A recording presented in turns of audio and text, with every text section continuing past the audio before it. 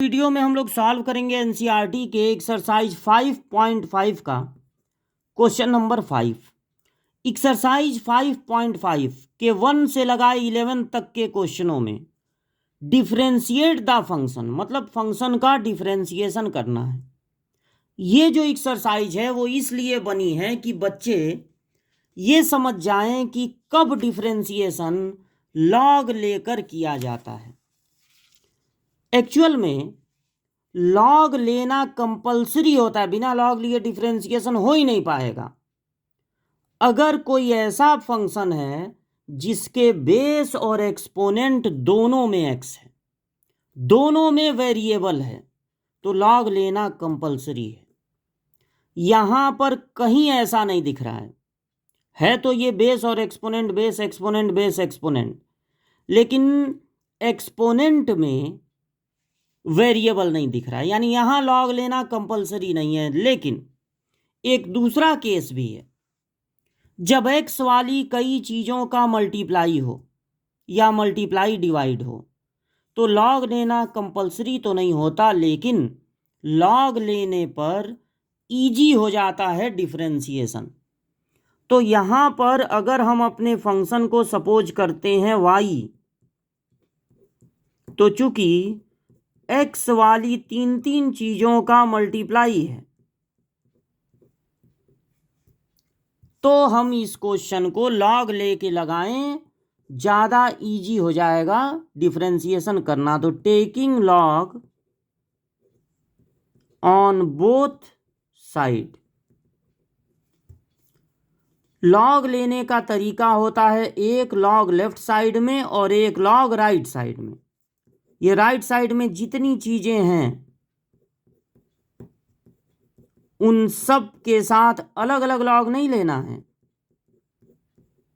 एक log right side में, एक लॉग लेफ्ट साइड में, ऐसे ले सकते हैं, यही रूल है।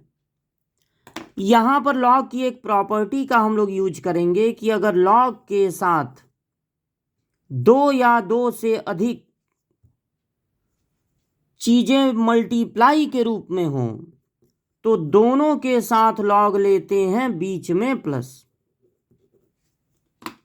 अब यहां लॉग के साथ तीन चीजें हैं मल्टीप्लाई के रूप में, तो हम तीनों के साथ लॉग लेंगे और बीच में लगाएंगे प्लस, यानी log x plus 3 to the power 2, यहां पर 2 है, प्लस लगा देंगे log x plus 4 to the power 3, फिर प्लस लगा देंगे log x plus 5 to the power 4। अब हम लॉग की एक और प्रॉपर्टी का यूज करेंगे, लॉग के साथ जो नंबर है अगर उस पे पावर है तो वो पावर आगे आ जाता है, यानी उस पावर से इस लॉग में मल्टीप्लाई हो जाता है। तो अब ये लॉग y, ये देखिए लॉग के साथ नंबर पे है पावर, तो पावर से हो जाएगा लॉग में मल्टीप्लाई, ये भी आगे आ जाएगा 3 लॉग x प्लस 4, ये भी आगे आ जाएगा प्लस है ना बीच में, 4 लॉग x प्लस 5। अब हम सही पोजीशन में आ गए हैं डिफरेंशिएशन करने के। तो अब हम डिफरेंशिएशन करेंगे with respect to x। Differentiation का सारा रूल x पर लगाएंगे, लेकिन हर बदलने वाली चीज का डिफरेंशिएशन होता है। y एक बदलने वाली चीज है, वेरिएबल, तो रूल तो यहां पर भी लगाना पड़ेगा। तो रूल यहां पर इस तरह लगाएंगे, log x का, इसको x समझिए, log x का 1/x। अब log छुपा लीजिए, तो y दिख रहा है, तो अब y का भी डिफरेंशिएशन करना पड़ेगा, dy/dx। log y का होता है 1/y dy/dx।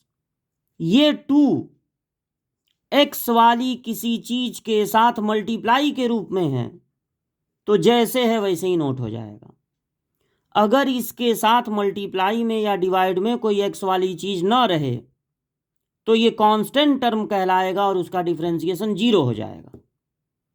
लेकिन ये एक्स वाली किसी चीज के साथ वेरिएबल के साथ मल्टीप्लाई के रूप में है तो ऐसे ही नोट हो जाएगा। लॉग एक्स का डिफरेंशिएशन होता है 1/x। अब लॉग को छुपा लीजिए तो फिर मल्टीप्लाई होगा इसके डिफरेंशिएशन से। एक्स का डिफरेंशिएशन होता है 1 और कांस्टेंट का डिफरेंशिएशन होता है 0, तो 1 + 0 मतलब 1। फिर प्लस लगाइए, 3 वेरिएबल के साथ है तो ऐसे ही नोट हो जाएगा। लॉग एक्स का होता है 1/x। अब लॉग छुपा लीजिए, x + 4 का डिफरेंशिएशन होगा 1, फिर प्लस 4 नोट हो जाएगा। लॉग x का 1/x। अब लॉग छुपा लीजिए तो इसका डिफरेंशिएशन होगा 1 + 0 मतलब 1। अब y को इधर ट्रांसफर करेंगे और यहां लिखेंगे 2/x + 3, 3 × 1 = 3/x + 4, 4/x + 5। और अब लास्ट में हम y के प्लेस पे ये इतना लिख देंगे, x + 3 to 2 into x + 4। y के प्लेस पे ये फिर वापस रख देंगे, क्योंकि y के टर्म में हम आंसर को नहीं छोड़ सकते हैं। बगल में ये लिख दीजिए, y क्वेश्चन का पार्ट नहीं है, y को हम अपने तरफ से माने थे, तो हमारे आंसर में y नहीं होना चाहिए। अगर क्वेश्चन वाला y दिया होता, y = वो खुद ही दिया होता, तब y के टर्म में आंसर छोड़ने में कोई बुराई नहीं थी। लेकिन y हम अपने तरफ से सपोज किए हैं तो हमारे आंसर में y नहीं दिखना चाहिए। ये पूरा यहाँ नोट हो गया, y की वैल्यू हो गई, और ये हो गया क्वेश्चन नंबर 5 का सॉल्यूशन।